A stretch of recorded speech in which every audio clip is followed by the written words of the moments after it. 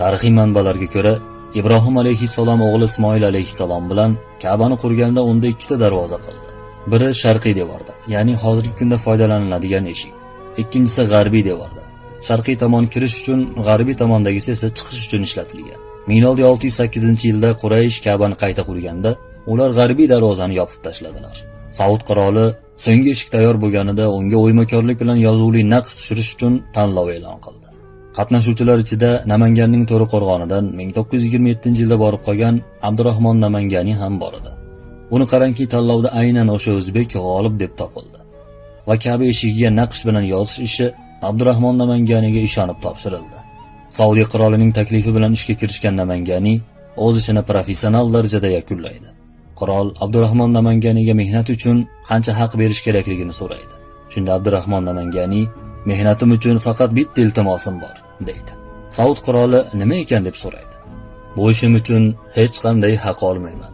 Faqat muborak Ka'ba eshigining bir chetiga Abdurahmon Namangani deb yozib qo'yinglar", deya iltimos qiladi. Saud qiroli avvaliga sal o'ylanib, keyin bunga rozi bo'ldi. Ta'kidlanishicha, hali hanuz Ka'ba eshigining bir chetida Abdurahmon Namangani degan yozuv turibdi. Endi bu voqeadan sal ortga qaytsak. 2002-yilda hajga borgan pedagog Mirza Abdulloh hoji yana bir hikoyani aytib beradi. U kishining aytishicha, 1938-yil Saud qiroli maxsus yig'ilish o'tkazdi. Yig'ilishda Saudiyaga borib qolgan yana bir o'zbek, Abbosxon qori ham qatnashdi.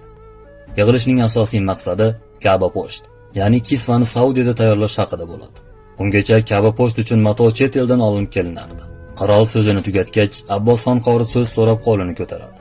U kishi: "Men hozir Ka'bada elektrikman, ammo o'z vatanimda bo'z matohlar to'qish bilan shug'ullanganman. Agar imkon bersangiz, men shu ishga bir harakat qilib ko'rsam", deya qiroldan ruxsat so'radi. Qirol ruxsat bergach, haj mavsumida po'shni tayyor qilib Ka'baga yildi. Buni ko'rgan qirol xursand bo'lib, Abbosxon qoriga maxsus fabrika qurishlarini, fabrikani esa Germaniya texnologiyasi bilan jihozlashni buyuradi. Fabrikaga Kisvatul Ka'ba degan nom beradi. Aytilishicha, hozirda Abbosxon qorining o'sha fabrikasida yiliga 3 ta kisva tayyorlanadi.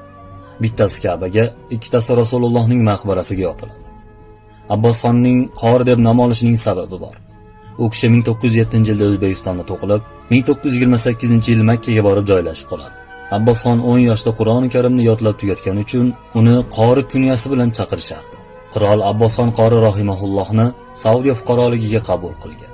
Bunday unvon olish juda kam odamga nasib qilgan, deya so'zlab beradi Mirza Abdulloh hoji.